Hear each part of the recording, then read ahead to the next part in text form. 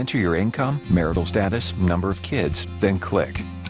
A nurse earning 60 grand, you get $1,000 under Obama. Under McCain, just $150. The Independent Tax Policy Center says Obama offers middle-class tax cuts 3 times as big as McCain's. Even leading conservatives say Obama's plan is better for the middle class. 1.5 million have tried it. You should too. I'm Barack Obama, and I approve this message.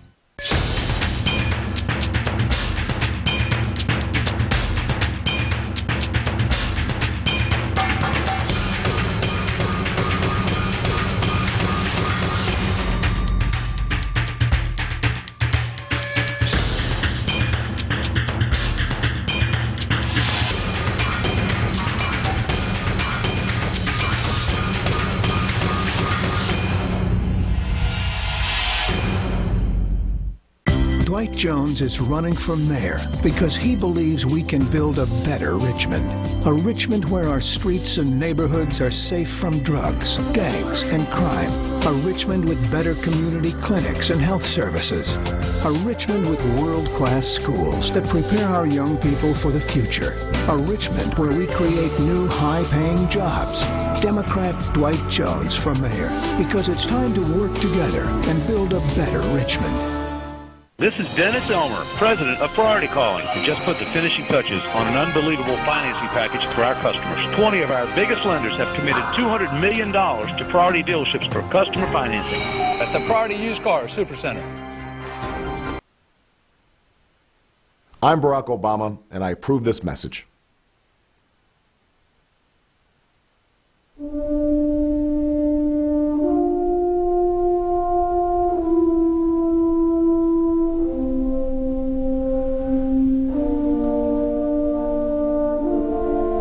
With each passing month, our country's faced increasingly difficult times. But everywhere I go, despite the economic crisis and war and uncertainty about tomorrow, I still see optimism and hope and strength.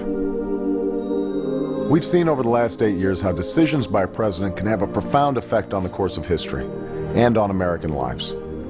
But much that's wrong in our country goes back even farther than that. We've been talking about the same problems for decades, and nothing is ever done to solve them. This election's a defining moment, the chance for our leaders to meet the demands of these challenging times and keep faith with our people. For the past 20 months, I've traveled the length of this country, and Michelle and I have met so many Americans who are looking for real and lasting change that makes a difference in their lives.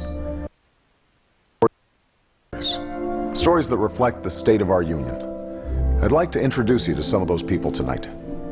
I'll also lay out in specific detail what I'll do as president to restore the long-term health of our economy and our middle class, and how I'll make the decisions to get us there. What struck me most about these stories you'll see tonight is not just the challenges these Americans face, but also their resolve to change this country.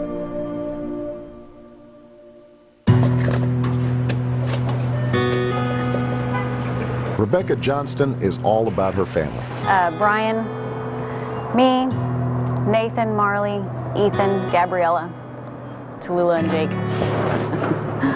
The thing I love about being a mom is just that how amazing it is that everything that you do shapes who they are. Okay.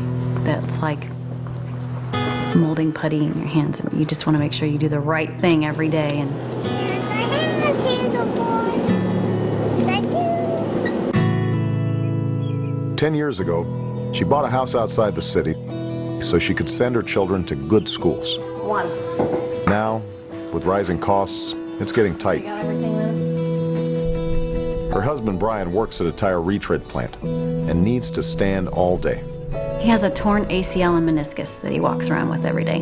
He was going to have the surgery in June, but we couldn't really afford for him to get the disability pay. And so they put off the operation to take care of other things. This is where our snacks would go. Gabriella, and then Nathan, and then my husband and I, and my daughter, and Ethan, my son. If they know that this is it for them for the whole week, then they will make it last longer. I think everybody feels the same way, that they'd like to see an end in sight to all the worry and the chaos of everyday living, trying to make ends meet. Okay, how much are we bringing in this week? How much is the car payment? Hold him, Ethan, hold him! When roughly can we pay this bill? All across the country, I've met families just like Rebecca's, getting their kids to school, meeting their mortgage payments, fighting for their families. It just keeps going up and up and up, and you know, and I can remember a time when I didn't have to worry about this stuff. We measure the strength of our economy not by the number of billionaires we have or the profits of the Fortune 500, but by whether someone with a good idea can take a risk and start a new business, or whether the waitress who lives on tips can take a day off and look after a sick kid without losing her job. An economy that honors the dignity of work. Earlier this year, we already knew our country was in trouble. Home foreclosures, lost jobs, high gas prices. We were running a record deficit, and our national debt had never been higher. But then, a little over a month ago, the bottom fell out. What happened in the financial markets was the final verdict on 8 years of failed policies. And we're now going through the worst economic crisis since the Great Depression. A few weeks ago, we passed a financial rescue plan. It's a step in the right direction, and as president, I'll ensure that you, the taxpayers, are paid back first. But we also need a rescue plan for the middle class, starting with what we can do right now that will have an immediate effect. As president, here's what I'll do. Cut taxes for every working family making less than $200,000 a year. Give businesses a tax credit for every new employee that they hire right here in the U.S. over the next 2 years, and eliminate tax breaks for companies that ship jobs overseas. Help homeowners who are making a good faith effort to pay their mortgages by freezing foreclosures for 90 days. And just like after 9/11, we'll provide low-cost loans to help small businesses pay their workers and keep their doors open. None of that grows government. It grows the economy and keeps people on the job. This is what we can do right now to restore fairness to the American economy and fulfill our commitments to the American people. The company I worked for went broke. Before they went down, they used $19 million from the retirement. And when they closed up, I should have gotten about $1,500 a month from retirement. Right. I only ended up with $379 a month. You earned your pension. You earned it. It wasn't a gift. You gave up wages so that money could be set aside for your retirement. Time and time again, what we're seeing is companies who owe their workers retirements, pensions, shedding those obligations. When you make a commitment to workers at a company, those aren't idle promises. Those are promises that should have the force of law. Thank you. Americans, they don't expect government to solve all their problems. They're not looking for a handout. If they're able and willing to work, they should be able to find a job that pays a living wage. They should be able to retire with some dignity and some respect. Think of this. Barack Obama is going to be a Democrat in the presidency who actually cuts taxes. But he's going to cut taxes for the people who really need a tax cut. He's going to cut taxes for the struggling families. And he's going to do that while holding accountable those companies that take advantage of tax breaks in order to send jobs offshore and to other countries. I don't know if it's that common sense Midwestern way of getting things done, but Barack Obama has Kansas roots, and he really has a plan to put us back on track and help us move forward. The challenges before us now are big. What we need are big solutions and big thinking. And Barack Obama is a problem solver who thinks big. It's a once-in-a-generation kind of leadership, and that's what Barack is offering us.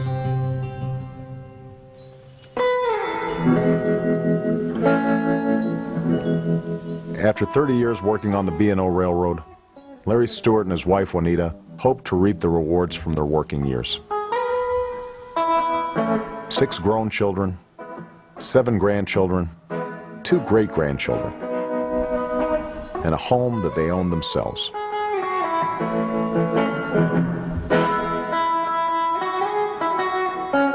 We've lived in this home for 10 years. A lot of work on this house, I did it myself. That floor down there, I put this floor in this house. We had our home paid for, so we just knew that retirement would be great.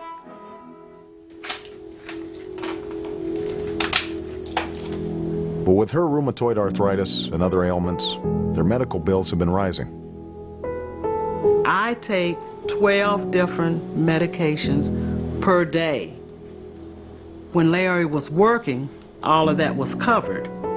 When he retired, I did not have medical insurance. And each year, it just got worse, worse, worse. To meet their payments, they've had to take a loan on their house, and they're losing equity. Larry is retired a total of 10 years, but 5 of those years, he had to go back to work. Associate salesman.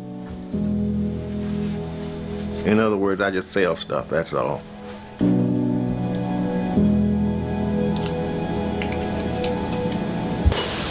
I'm 72 years old and things are changing. You just wonder, you know, where am I going from here?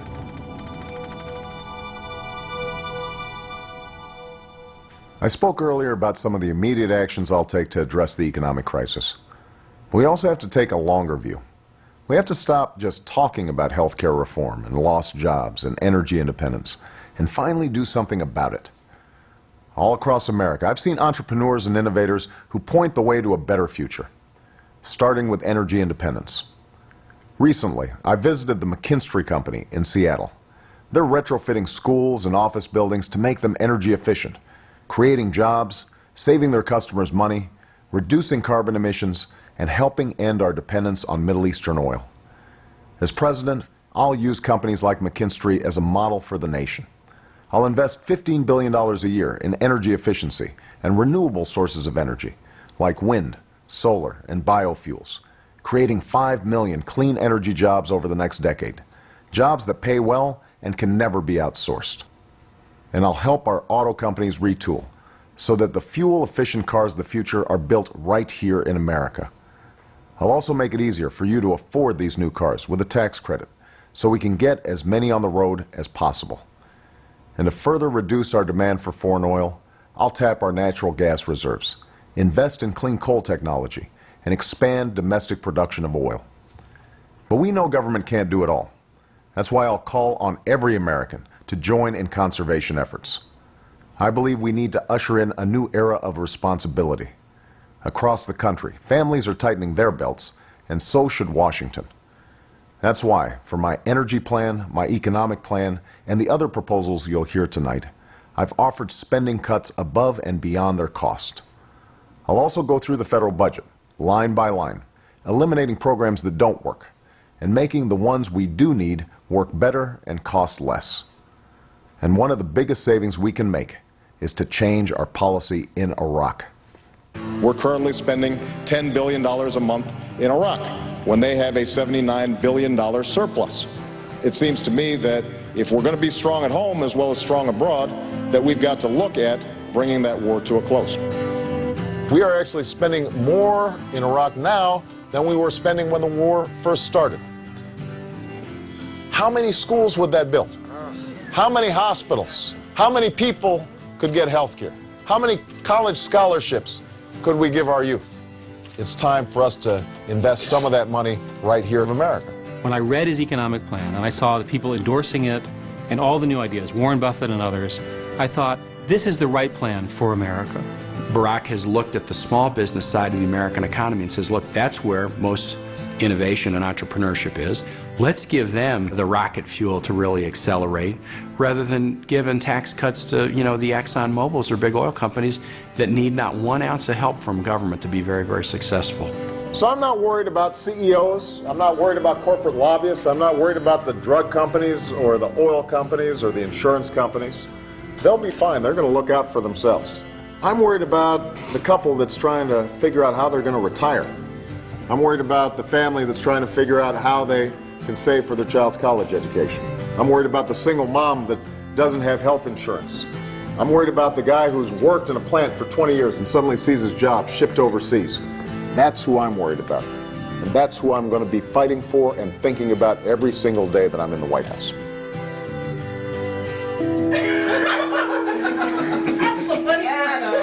Juliana Sanchez is a widow with 2 children and a mortgage.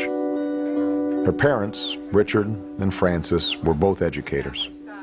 Like her family, Juliana's devoted her life to giving her daughter, Jessica, and son, Adam, a good education.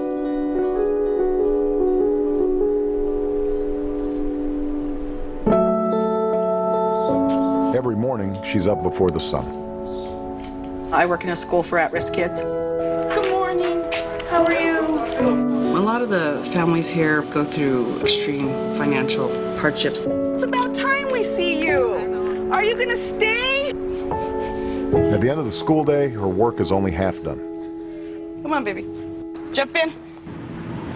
She works for a healthcare company taking care of Shelley, a 7-year-old with special needs. Most of us that are educators, we all have second jobs. The answer lies in your hands. Effective teaching starts here. And to advance herself and develop her skills, she takes teacher training classes. Financially, the pressure is just to keep your head above water so you don't feel like you're drowning all the time. Healthcare, food, electric, gas, it takes out so much out of my paycheck. You go buy a gallon of milk and you're like going, okay, is it a gallon or a half gallon? What can I afford? You feel like you can't breathe even though you need to breathe. Every parent in America wants the same thing: a good education for their child. Responsibility for our children's success doesn't start in Washington. It starts in our homes. No education policy can replace a parent who's involved in their child's education from day one, who makes sure their children are in school on time, helps them with their homework, and attends those parent-teacher conferences. No government program can turn off the TV set, or put away the video games, or read to your children. My father, I only met him once for a month when I was 10. I probably was shaped more by his absence than his presence. My mother, she said to herself, my son, he's an American and he needs to understand what that means. And she was working full time, so she'd wake me up at 4:30 in the morning. We'd sit there and go through my lessons, and I used to complain and grumble. You can imagine an 8-year-old kid having to wake up at 4:30. And, if I grumbled, she'd say, well, this is no picnic for me either, Buster. Now is not the time for small plans. Now is the time to finally meet our moral obligation to provide every child a world-class education. I'll invest in early childhood education. I'll recruit an army of new teachers and pay them higher salaries and give them more support. And in exchange, I'll ask for higher standards and more accountability. We can create schools that work, because I've seen them. 3 years ago, only half the high school seniors at the Mapleton School in Thornton, Colorado were accepted to college. But after a rigorous school reform program, this year all 44 seniors were accepted. And under my education plan, those students could get a tax credit to cover their tuition at public colleges and universities in exchange for serving their community or their country. Just as I believe every American should have access to an affordable college education, I also believe every American has a right to affordable health care.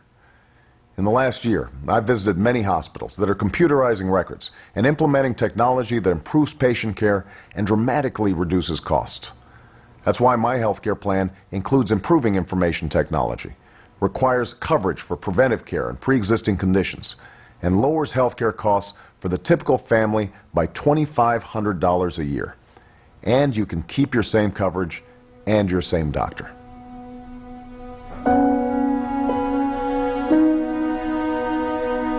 My mom passing away was one of the toughest moments in my life.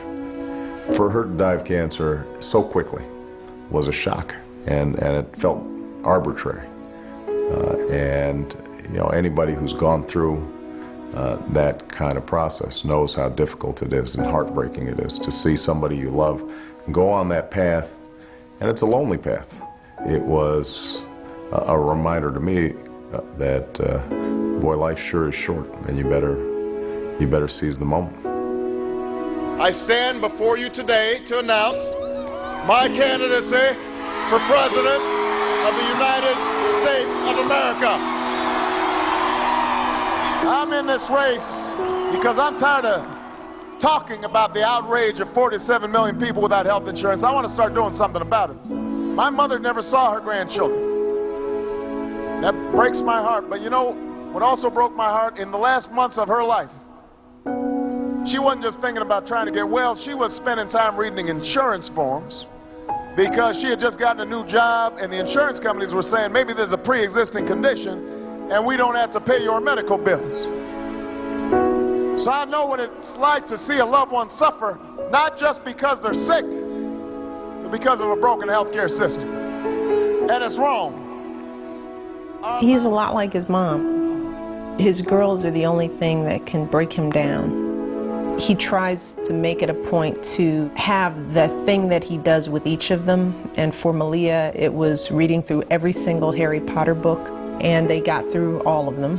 And that is just so fun to watch, and it's amazing that he doesn't forget anything. And he calls them every night, and he talks for as long as they need to talk. He just always has time for them. It is that fundamental belief, I am my brother's keeper, I am my sister's keeper, that makes this country work. Starting at that speech at the Democratic Convention in Boston and ever since, people have noticed that there's a quality in Barack Obama they just don't see in other candidates. There is not a liberal America and a conservative America. There is the United States of America. Here's a person who, as a state legislator, was a clear leader in Springfield on so many important issues that really made a difference. Came to Washington, had an impact as soon as he arrived. He's changed the rules in Washington. Gone are the free gifts from lobbyists, gone are the fancy airplane rides for nothing. He did that. Now, it wasn't easy. He had to work across party lines. More importantly, he had to fight senior members of the Senate who liked it just fine the way it was. He came in, not only reached out, but reached across the aisle to Dick Lugar, one of the leading guys in America for the past 20 years on arms control, to keep loose nukes out of the hands of terrorists. I was amazed. I watched him incisively question the Secretary of State in the nomination process. I remember literally turning to Chris Dodd saying, whoa, this guy's good. Joe Biden, I think, is one of the finest public servants in this country. It's not just that he has some of the best foreign policy credentials of anybody, but it's also that his entire life, he has never forgotten where he came from. Coming from Scranton, fighting on behalf of working families, remembering what it's like to see his father lose his job and go through a downward spiral economically. He shares my core values and my sense of where the country needs to go.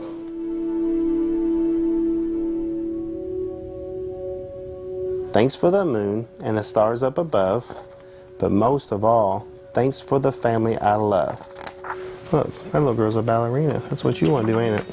I work for Ford Motor Company at the Kentucky Truck Plant. I'm a third-generation Ford employee.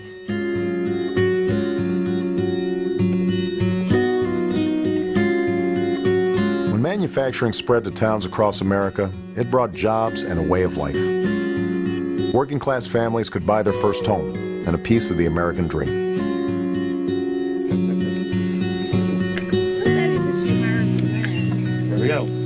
Mark Dowell and his wife Melinda have worked at the local plant for most of their adult lives. Recently, the plant cut back Mark's work to every other week. Now they're struggling to make ends meet. 2409. His grandfather Harold and father Carl each worked over 30 years and received full retirement benefits. It was a lot better time back then. People felt like they had security in their jobs. In July, Melinda was laid off after 8 years on the job. From the day I was born, I've been tied to Ford. So this is all I know is Jay in. Hey Jay, this is Mark Dowd calling from the union. How are you? If a plant shut down here in Louisville, it would just be devastating. People would lose their homes. Restaurants and retail stores would lose business because people wouldn't have the money to shop. Thanks for your support. All right, bye-bye. I feel like we're all in the same boat. We all got to pull together, and if we don't, we're going to lose America as we once known it.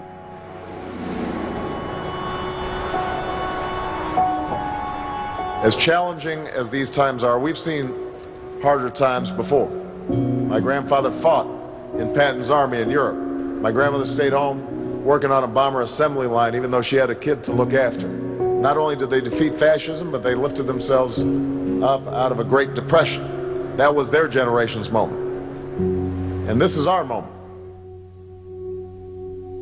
I learned at an early age from my grandparents how vital it is to defend liberty. And as Commander-in-Chief, I will never hesitate to protect our country. As President, I'll rebuild our military to meet 21st century challenges. I'll renew the tough, direct diplomacy that can prevent Iran from obtaining nuclear weapons and curb Russian aggression. And I'll refocus our efforts on finishing the fight against Al-Qaeda and the Taliban in Afghanistan. But I'll also never forget that when I send our armed forces into battle, I'm sending sons and daughters and fathers and mothers. I still remember a woman I met in Iowa. Her son had shipped out to Iraq 2 weeks earlier. And I had a close friend who was on his way too. All right, I'll be praying for you. Thank you very much. All right? Okay. Appreciate you. Thank you. As a retired general officer from the U.S. Army, it makes a difference to me how a potential commander-in-chief thinks about war and peace.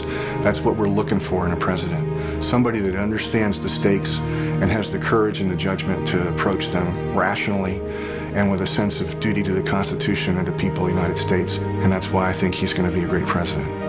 Everybody here's got a story.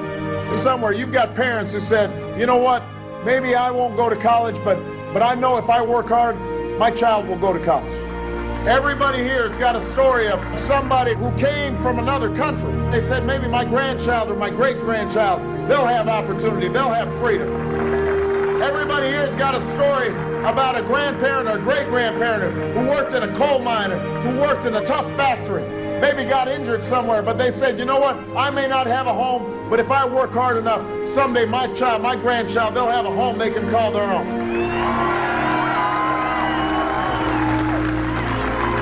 That's the story of America.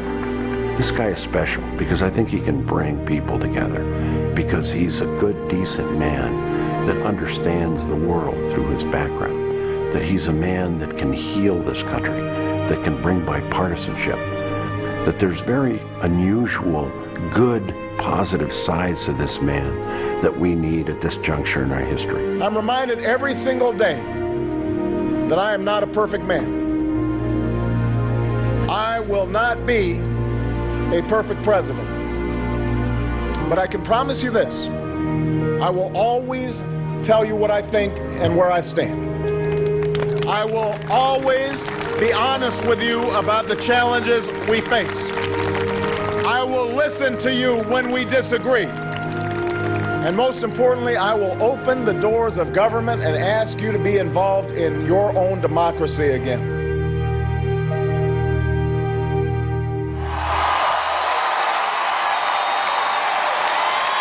America, the time for change has come.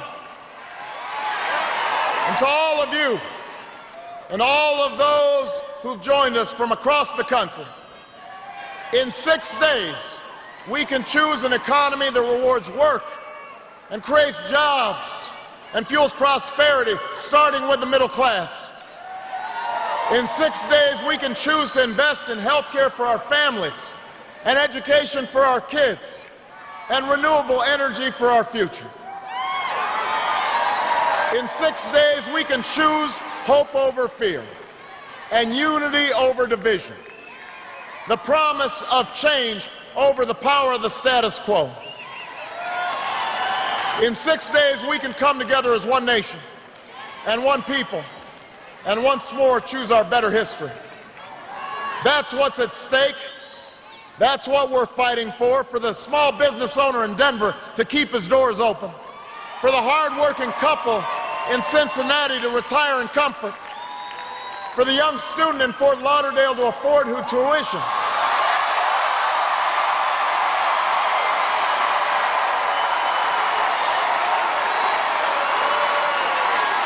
For men and women in every city and town across this nation to achieve their American dream.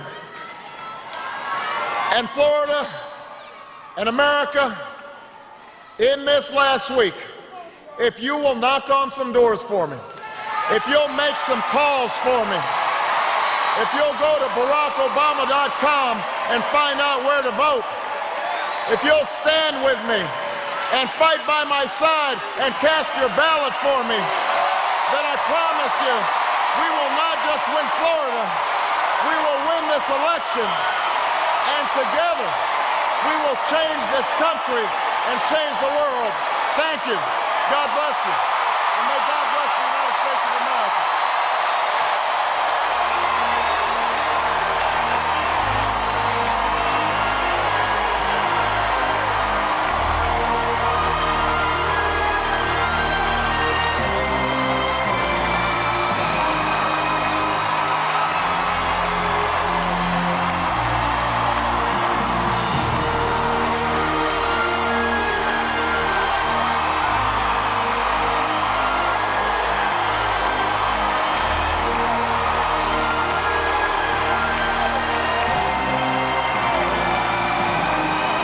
Tonight on NBC, sit back.